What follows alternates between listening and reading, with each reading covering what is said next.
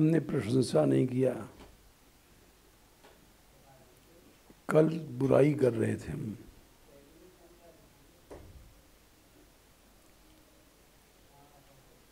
कि मुरली जो भी बोल रही है इससे जो चीज़ हम चाहते हैं वो नहीं प्राप्त होगी।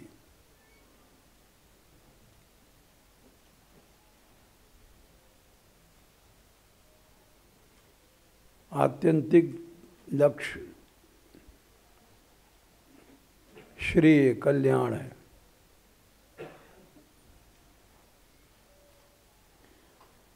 वो कल्याण कैसे प्राप्त होगा, ये प्रश्न है। जिसके लिए लोग घर छोड़ते हैं, सर्व त्याग कर देते हैं, माता पिता बंधु सब,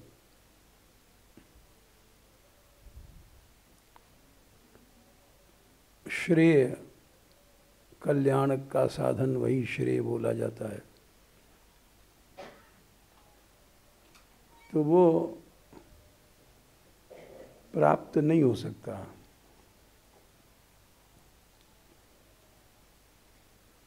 मुरली की जो शैली है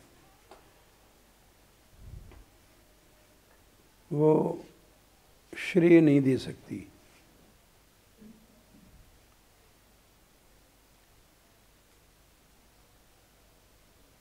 यद्यप हमें जानते हैं कि इसी का मार्ग सही है और ये शुभ मार्ग पर चल रही है, विषयों में प्रेम नहीं है, त्याग है, लेकिन फिर भी हमने इसको गलत बताया।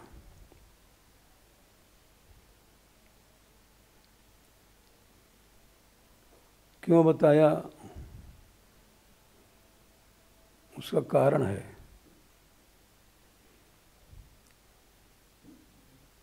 कुछ दिन पहले अभी एक पुस्तक छपी थी गीता प्रेस से,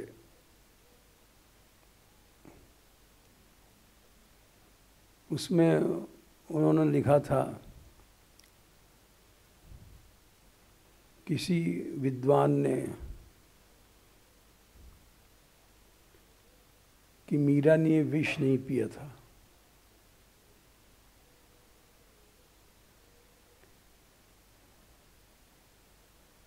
और विष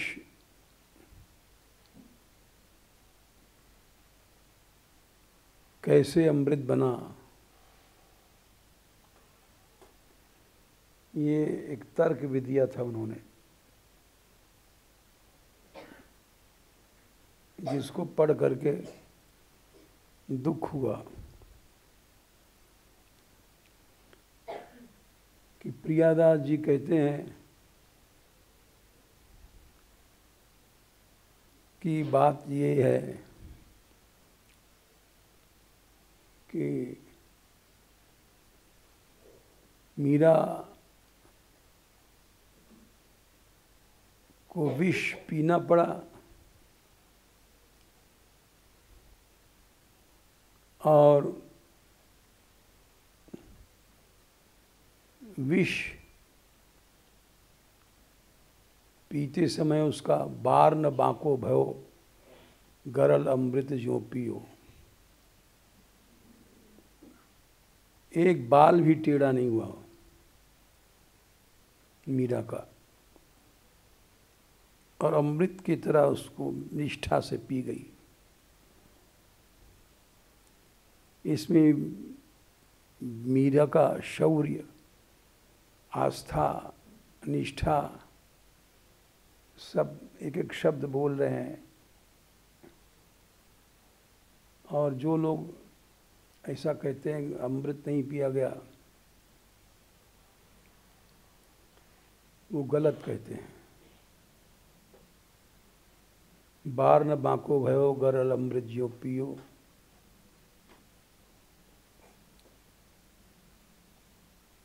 और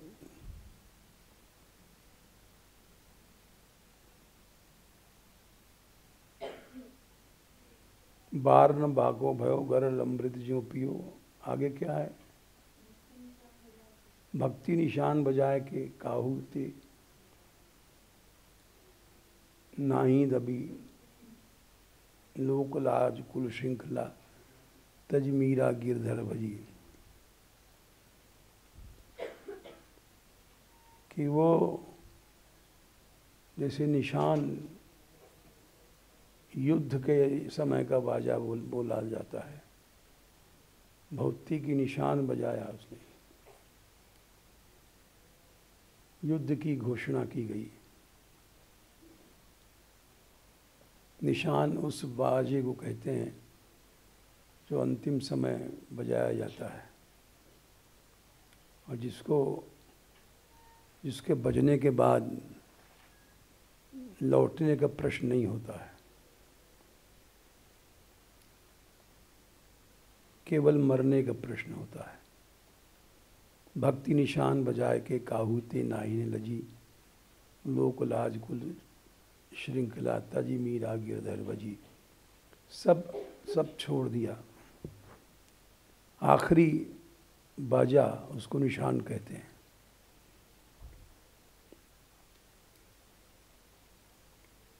तो एक इतना बड़ा शौर्य प्रकट होता है जिस कड़ी से, उस कड़ी को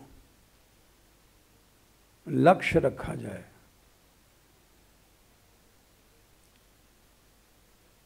ये कड़ी लक्ष्य होना चाहिए परमार्थ के व्यक्ति को। उठते बैठते हम मृत्यु को जीत लें मीरा की तरह, ये नाभाजी चाहते हैं।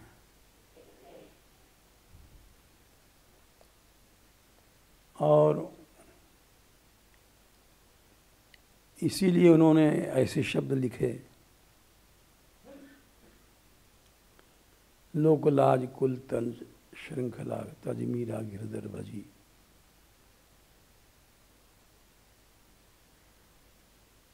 और ऐसे शब्द लिखा कि भक्ति निशान बजाए के काहू ते नाही लजी। दुष्टन दोष विचार मृत्यु के उद्यम कियो बार न बांको भयो गरल अमृत ज्यों पियो। एक बाल भी टेढ़ा नहीं कर पाया कोई आज तक मीरा का। ऐसी कल्याणमयी बन गई। गरल अमृत जो, उसको अमृत की तरह निष्ठा से पी लिया। तो अब उसमें हमारा ये कहना है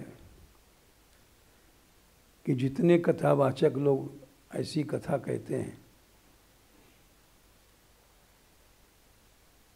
यदि वे, उनका लक्ष्य है कि हर लड़की मीरा बन जाए, हर पुरुष काल विजयी बन जाए मीरा की तरह, सैकड़ों सर पाके लिपट जाएं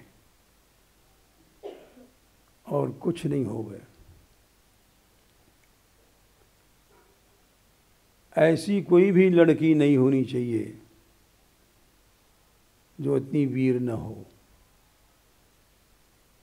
वीरांगना हो, शूरांगना हो। मीरा के पास आने वाली सब मीरा बन जाएं।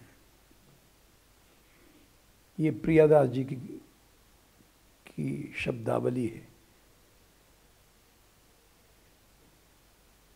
दुष्टन दोष विचार मृत्यु को उद्यम कियो बार बांको भयो गरल अमृत ज्यों पियो। भक्ति निशान बजाए के काहू ते नाही ने लजी लोक लाज कुल श्रृंखला तज मीरा गिरधर भजी। बोले इस तरह से कृष्ण का भजन किया जाए। जो भी लड़की आ गई है वो मीरा ही बन जाए, मीरा बन गई, ये कथाकार का लक्ष्य होना चाहिए। उसके ऐसे शब्द निकलना चाहिए, ऐसी वाणी निकलनी चाहिए कि उसको बनना ही पड़े, तो वो कथा कथा है।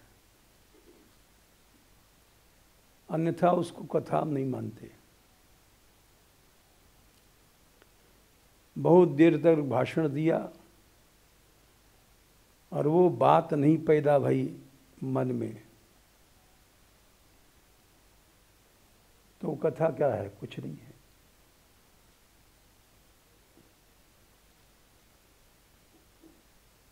इसलिए हमने कल कहा था हमको कथा पसंद नहीं है, यद्यप बहुत बढ़िया बोल रही है मुरली, और हमें कथा वही पसंद आती है जो वैसा ही बना दे।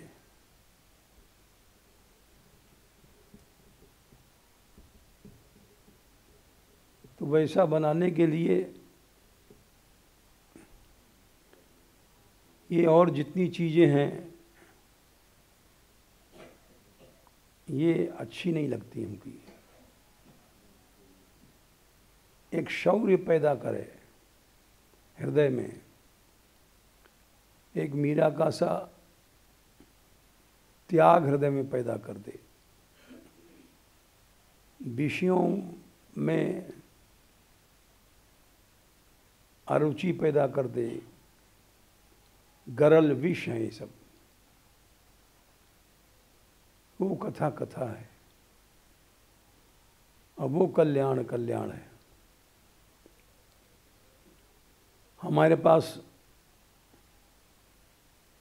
मीठे शब्द हम नहीं बोलते हैं। शब्द तो वही हैं अच्छे जो सदा के लिए राग द्वेष का अनंत काल के लिए विनाश भस्म कर दें। सदा के लिए न राग रहे न द्वेष रहे विषयों में, बस वो मीरा की दादी बन गई। हमारे समाज में ये सब चीज़ें बहुत हैं।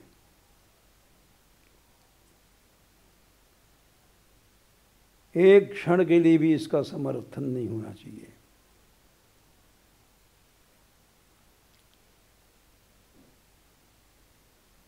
और अगर हमारे द्वारा समर्थन हो गया तो हम विनाशक हैं, संतवंत कुछ नहीं है। हमारे द्वारा किसी को विषयों का समर्थन मिल गया, दृष्टि से, वाणी से, क्रिया से, तो हम संत कहाँ हैं? हम विनाशक हैं। एक एक शब्द ऐसा निकलना चाहिए कि उसको बनना पड़े।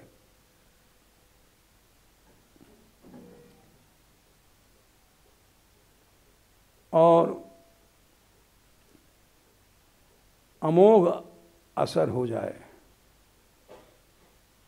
भक्तमाल में यही कथा इसी तरह से आई है। जितने भी भक्तों के चरित्र आए हैं वो ऐसे ही शब्द को लेकर के आए हैं। लोक लाज कुल श्रृंखला तज मीरा, भक्ति निशान बजाए के काहू ते नाइन लजी। संसार में किसी से भी झुकना नहीं चाहिए सिद्धांत पर। काहू ते, चाहे भगवान आ जाए, काहू ते नाहिन लजी, लोक लाज कुल श्रृंखला तज मीरागी गिरल। तो वो हम कई दिन से देख रहे हैं और सुन रहे हैं, समझ रहे हैं, लेकिन हमें ध्यायतो विषयान पुंसा संगस्तेषु उपजायते, संगात संजायते कामा, कामात् क्रोधो विजायते, क्रोधात् भवति सम्मोह, सम्मोहात् स्मृति विभ्रमा, स्मृति भ्रंशात् बुद्धिनाश, बुद्धिनाशात् प्रणश्यति। ये सब हर समय क्रिया में दिखानी चाहिए।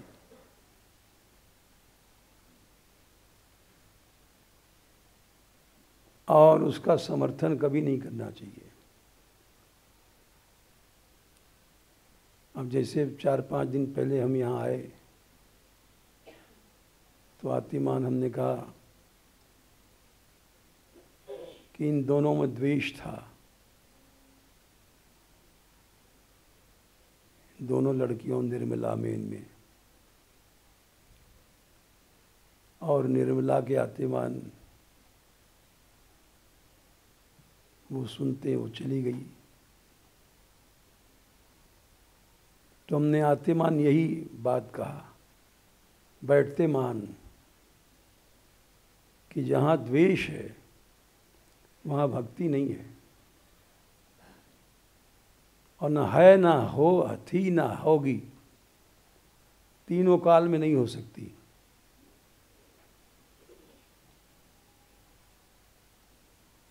ये डंके की चोट पर कहना चाहिए, करना चाहिए, समर्थन करना चाहिए। राग द्वेष का समूल नाश हो जाए, जड़ भी नहीं रहे राग द्वेष की। हम लोग साधु बन गए और राग द्वेष थोड़ा थोड़ा बना रहता है, ये गलत है। शुद्ध प्रेम में देखो, यही शिक्षा चैतन्य महाप्रभु जी ने दिया था। रघुनाथ उनके साथ पढ़ते थे, सहपाठी थे।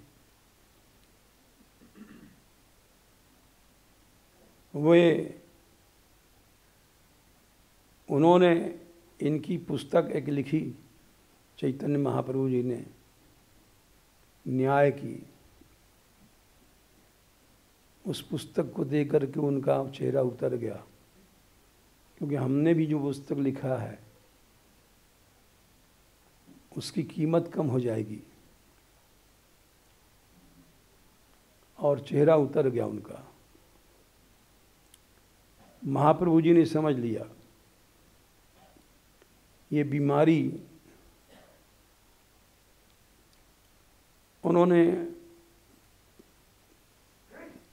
महाप्रभु जी के हाथ से पुस्तक लिया, अपने लिखी भई जो थी, वैसा कहते हैं न्याय के ऊपर आज तक पुस्तक लिखी नहीं गई, और उसको गंगा जी में प्रवाहित कर दिया सदा के लिए।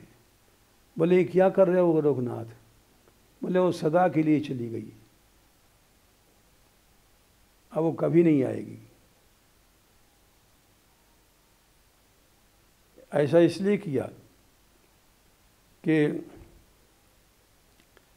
संसार को शिक्षा मिले, उनको भी मिले, सबको मिले, कि संसार में सम्मान, मान, कीर्ति, यही सब चीज़ें हैं जो केंद्र बिंदु, जो राग द्वेष उत्पन्न कराती हैं और जीव को भ्रमित कराती हैं, जीव को नचाती रहती हैं, और उसका उन्होंने संपूर्ण रूप से त्याग कर दिया सदा के लिए। लोकलाज कुल श्रृंखला तज मीरा गिरधर बची, काहू ते नाहिन लजी। तो ऐसा जो कहता है और करता है वही संसार का कल्याण कर सकता है। ऐसा जो कहता है केवल कहता है, करता नहीं है, वो कल्याण कभी नहीं कर सकता। मनुष्य को ऐसा बन के दिखाना चाहिए और बन करके दिखाना नहीं चाहिए। स्वयं संसार जान जाता है, तब संसार का कल्याण होता है,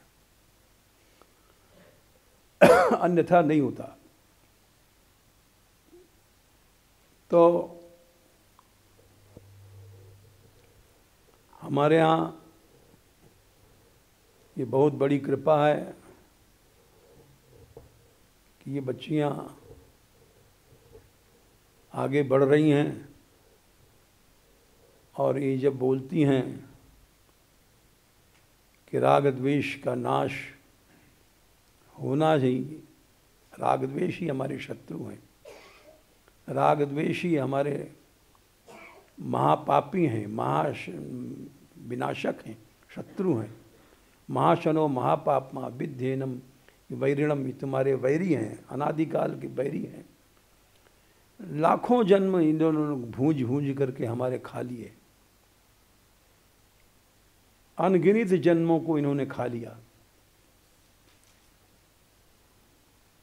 तो उस समय हम बड़े प्रसन्न होते हैं कि धन्य है ऐसा शब्द बोलने वाले हमारे यहाँ मौजूद हैं, जिन्होंने सोच लिया है कि हम राग द्वेष को इसी जन्म में नहीं अभी ही छोड़ दिया।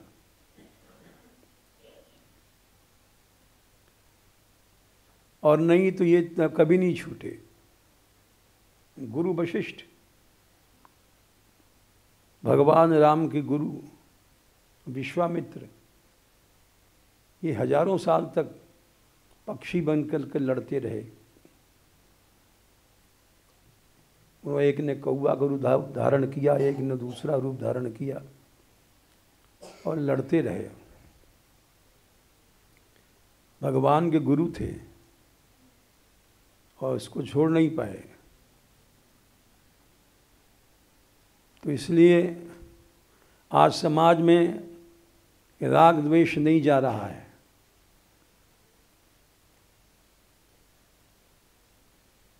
राग है सबका विषयों में, द्वेष है, पारस्परिक द्वेष है, एक दूसरे को सह नहीं सकता है। ये कितने दुख की बात है। इसको धन्य है वो माँ जिसके संतान ने इनको जला दिया। धनी धनी चरण चरण तीरथ को, धनी गुरु जिन हरि नाम सिखायो। मदन गोपाल शरण तेरी आयो। वो गुरु धन्य है, वो समाज धन्य है जहाँ ऐसे लोग बैठे हुए हैं कि इसको जला दो, राग द्वेष का समूल नाश कर दो। यही समाज के शत्रु हैं, ये हमारे तुम्हारे शत्रु नहीं हैं, सारे समाज के शत्रु हैं। तो इसलिए कथाकार को लक्ष्य होना चाहिए कि इसी एकमात्र यही दृष्टि रख करके काहू ते नाहिन लजी, संसार में किसी से लज्जा नहीं लेना है, दबना नहीं इस विषय में। और उसकी पहचान है कि उसके पास जो आ जाएगा वैसा बनना पड़ेगा उसको। साधु हो, संत हो, विद्वान हो, वो राग द्वेष को पसंद ही नहीं कर सकता।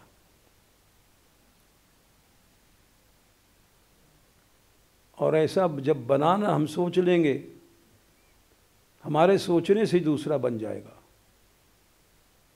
निश्चित बन जाएगा। संकल्प में ऐसी शक्ति होती है। लोक लाज कुल श्रृंखला तज मीरा गिरधर भजी, वो सच्चा भजन है। और न वो भजन कुछ नहीं है, हम तुमको देख के चिढ़ रहे हैं, तुम हमको देख करके कुड़ रहे हैं, वो कोई भजन नहीं है। वो तो समाज का विनाश है। हम समाज के शत्रु हैं।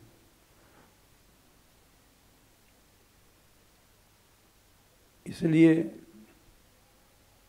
परसों की बात थी, हमने किसी से कहा था यहाँ कि हम तो मुरली को अभी प्रशंसा नहीं कर रहे हैं, तब करेंगे जब इसके पास आने वाले ऐसे बन जाएंगे,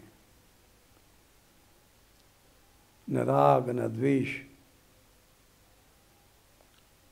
और इसका भी लक्ष्य वही रहेगा 24 घंटे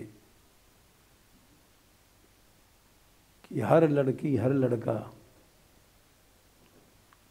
कल्याण भाजन वही है जो ऐसा बन के चल रहा है।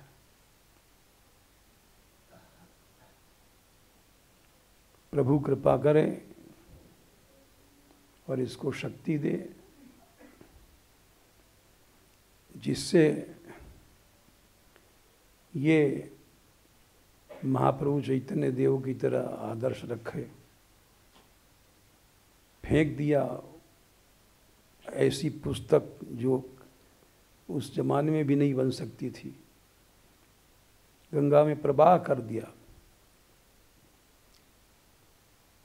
और निमाई ने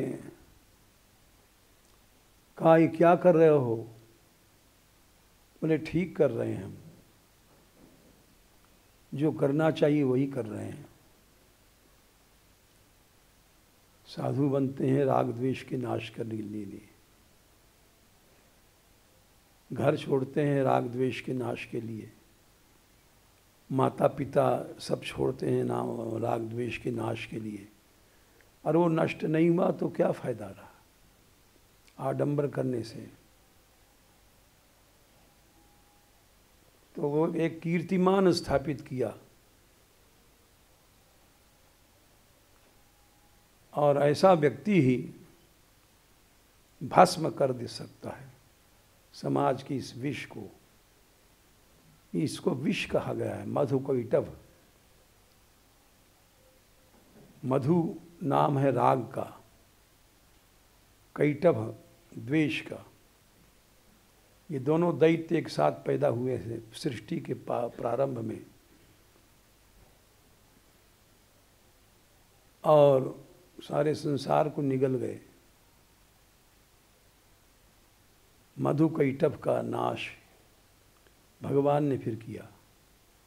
बड़ी लंबी कथा है। मधु,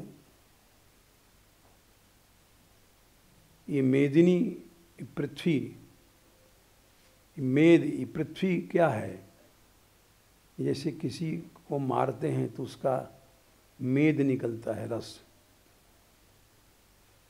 तो ये विषयों का रस संसार में इतना फैला कि भगवान ने मेदिनी, मेद जो मधु नाम के राक्षस को मारा, मेद,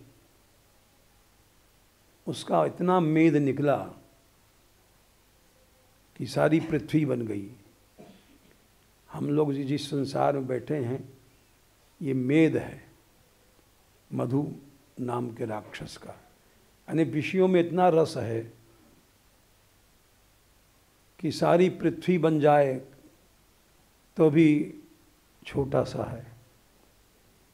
फिर कैटभ उसका नाश किया, तो मधु कैटभ के नाश से पृथ्वी की रचना हुई। और फिर उसके बाद में संसार का कल्याण हुआ।